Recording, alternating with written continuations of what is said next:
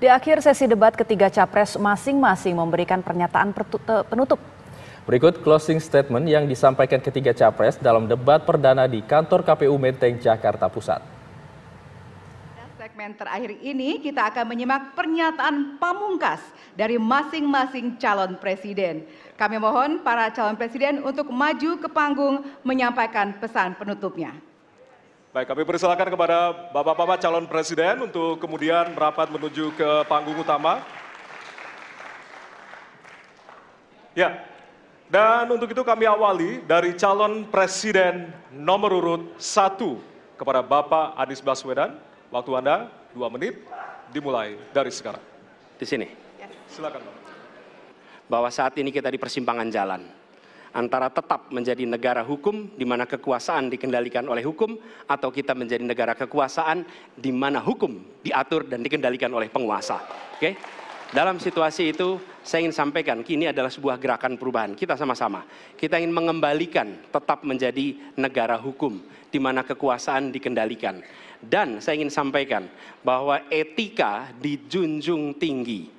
Ketika terjadi pelanggaran etika, jangan bersembunyi di balik keputusan hukum. Justru kita harus mengatakan bahwa tugas dari pimpinan tertinggi memberi contoh. Bila ada pelanggaran etika, maka itu adalah mendasar. Bila tidak, maka ke bawah, ke seluruh rakyat, semua akan kompromi. Kita bersyukur kita sudah bangun suatu negara yang memiliki demokrasi dengan segala kekurangannya. Kita bersyukur semua pemimpin telah membantu menambahkan kemajuan kita. Kita ingin lebih maju, kita ingin lebih baik, kita ingin lebih adil, kita ingin hilangkan kemiskinan, dan kita ingin hilangkan korupsi. Kita negara yang sangat kaya, kekayaan kita luar biasa. Kami, Prabowo Gibran, Koalisi Indonesia Maju, siap melanjutkan fondasi yang sudah dibangun oleh pendahulu-pendahulu kita. Kita yakin Indonesia akan melompat menjadi negara hebat, negara maju, negara makmur, negara adil. Hanya dengan demikian, tetapi syaratnya kita harus rukun, kita harus bersatu, kita tidak boleh menghasut, memecah belah.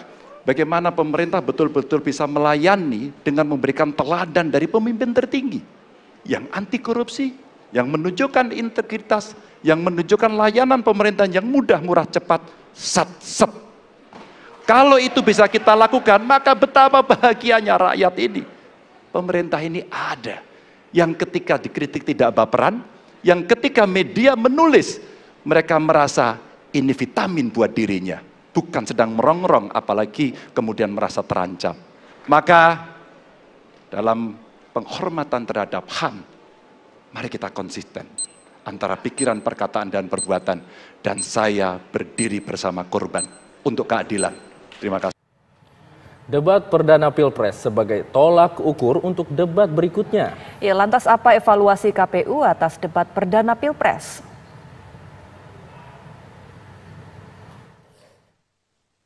Debat perdana Capres yang digelar Selasa malam mendapat apresiasi dari banyak kalangan. Komisi Pemilihan Umum menyatakan dari debat perdana, publik mengetahui perbedaan dari setiap capres.